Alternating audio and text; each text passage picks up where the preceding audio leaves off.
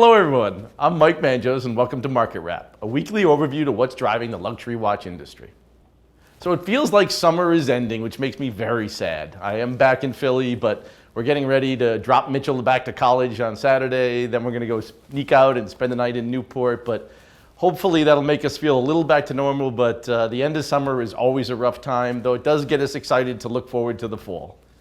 Now we had some really cool pieces come in this week. The first one we're going to talk about is an Audemars. It's the 15400 steel. This particular version is the black dial. It's the 41 millimeter Royal Oak. To me, it's one of the all-time most perfect sport watches. It sits flat on your wrist. It's got a beautiful automatic movement with the gold rotor.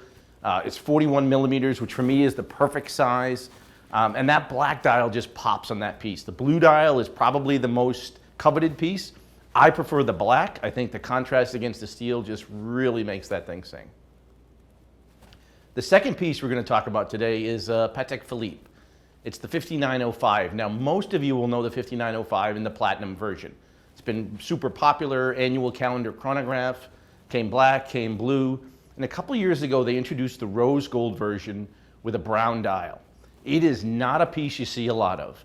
I am not typically a brown dial guy, but this combination of the rose gold brown dial in a great 42 millimeter size and an annual chrono is a great combination for me. So this is like a perfect watch. It pops. I know this one will not last very long.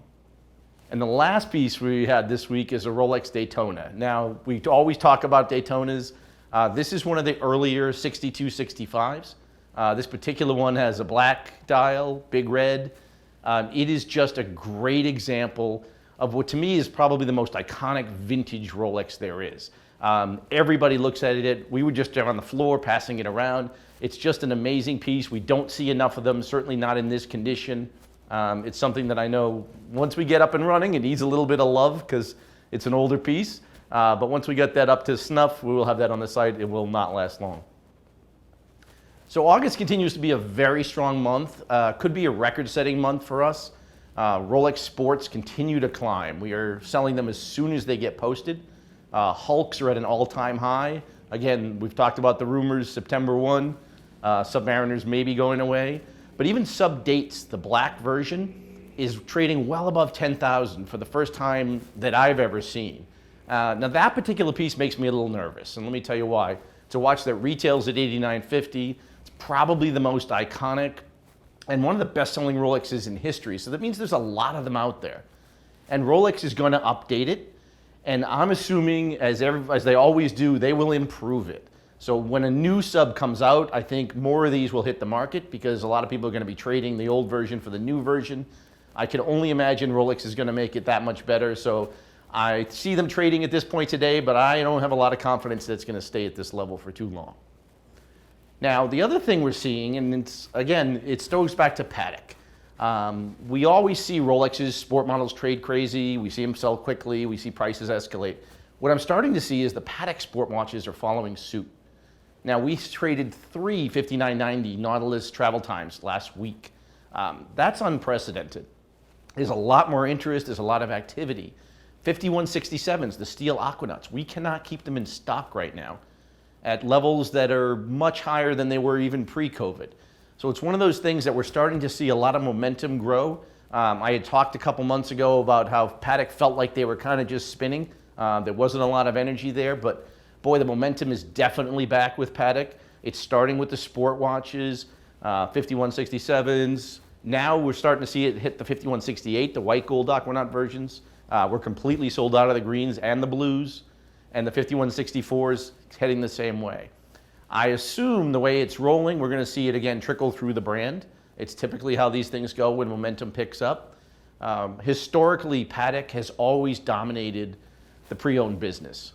If you go back 10, 15, 20 years, most of the major pieces that sold were Patek Philippe. Over the last couple years, you've seen Rolex come up, you've seen Journe come up, and you've seen some of the independents come up. And at the same time, Patek has kind of not taken a back seat, but certainly not had the same dominance. I get the feeling we're starting to get to an inflection point where Patek is going to start gaining momentum again.